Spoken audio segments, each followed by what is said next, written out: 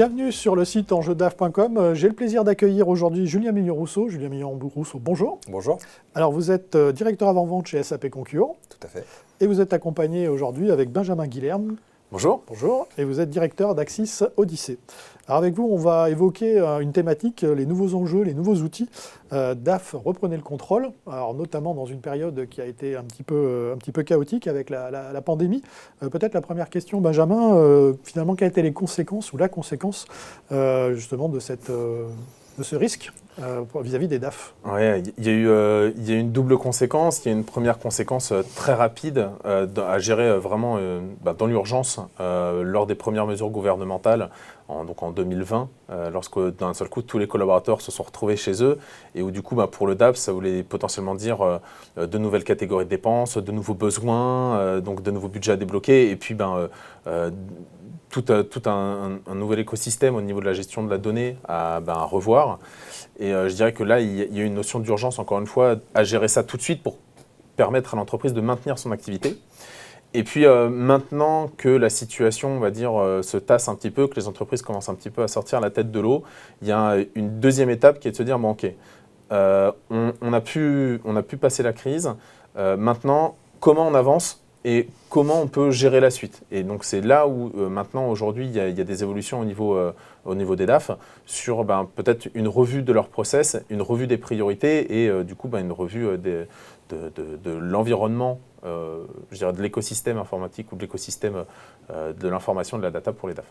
Alors Julien Millon-Rousseau, peut-être un élément sur les solutions qui ont évolué. Ça s'oriente vers quelle technologie ? Alors déjà, voilà, je prêche un peu pour ma paroisse. Les solutions cloud ont eu le vent en poupe puisque effectivement la gestion de flux dématérialisés en période de home office, c'est toujours une priorité.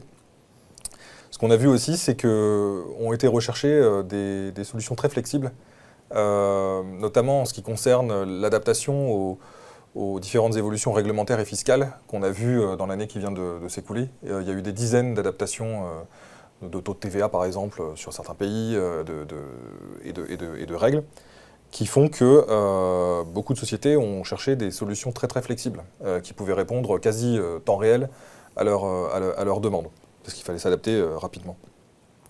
Ensuite, ce qu'on a vu, c'est une augmentation de la fraude. Il y a une étude de la CFE qui reflète assez bien ça. De la fraude de manière générale, la cyberfraude, mais aussi, on le constate aussi dans les notes de frais. Vers quelle orientation ? Enfin, on peut avoir une idée de... C'est toujours dur à quantifier, la fraude, mais on sait qu'elle peut représenter jusqu'à 5% des revenus d'une société. Il y a des points de vigilance en particulier dans les notes de frais qui sont plus sensibles que d'autres ? Oui, il y a des points de vigilance.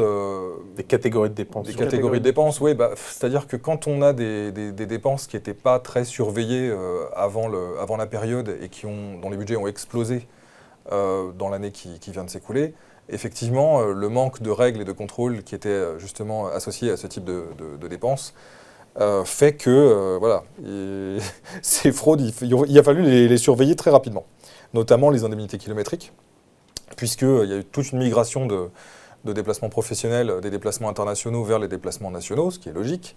Ça s'est redirigé vers le train, mais ça s'est surtout redirigé vers les véhicules personnels ou de fonction.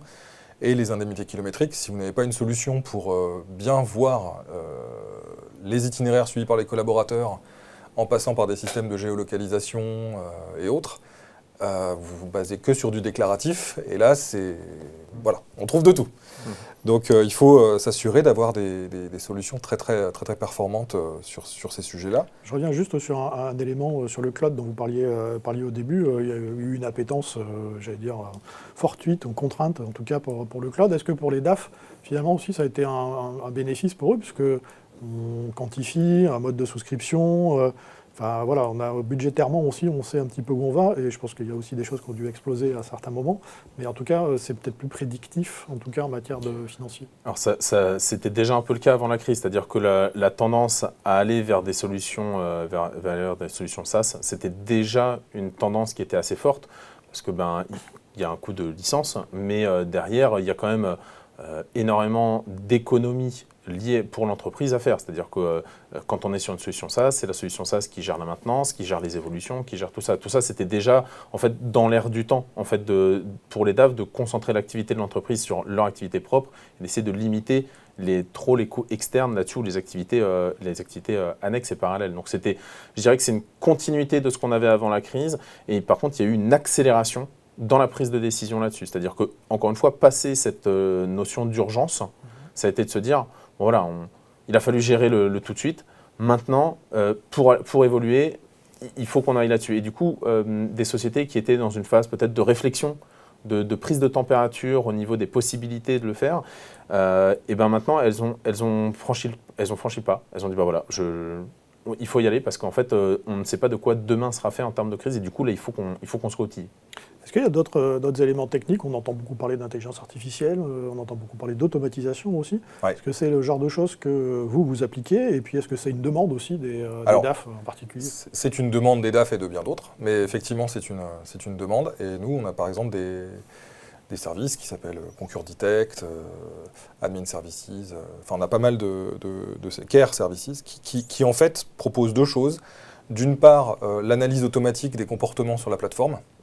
Ça peut se faire, alors nous on est spécialiste du traitement de dépenses professionnelles, donc ça peut se faire avant le remboursement de ces dépenses ou ça peut se faire a posteriori, on gère les deux cas de figure. Et en fait, on est capable de détecter des comportements et d'alerter un contrôle d'audit ou une direction comptable si des comportements ne sont pas conformes à la politique de la société.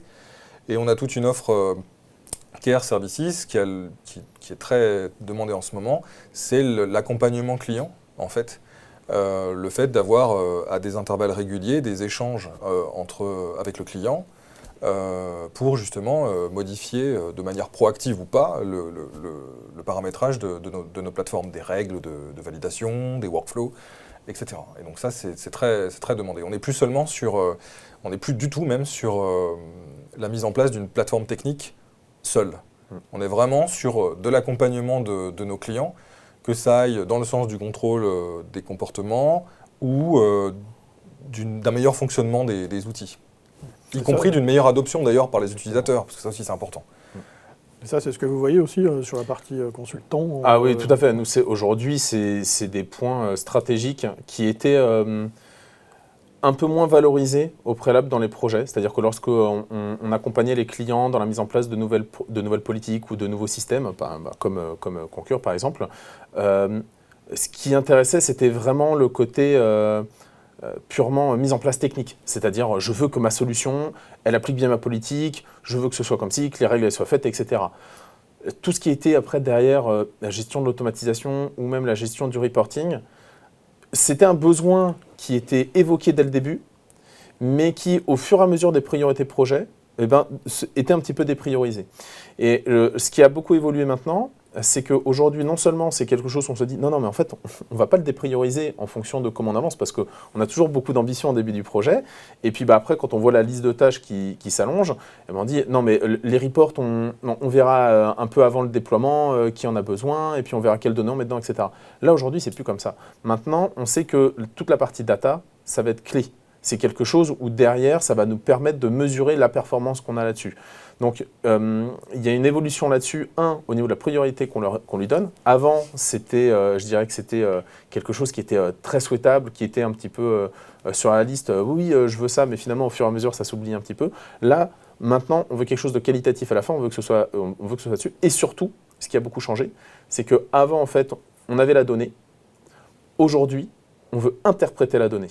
Et ça c'est un grand changement. C'est-à-dire qu'on ne veut plus juste des reports avec de la donnée flat derrière, on dira juste « Ah, mais si on a besoin de ça, un jour, on l'a ». Non, en fait, on ne veut pas dire « Si on en a besoin un jour, on l'a ». Aujourd'hui, on veut dire « Non seulement je l'ai, mais je veux l'utiliser et je veux que ça me serve pour définir ma stratégie ». Et donc ça, c'est un gros changement. Vers de l'analytique. Exactement, du prédictif. De l'analytique, du prédictif et surtout, comme je le disais, de l'assistance humaine. Exactement. En fait.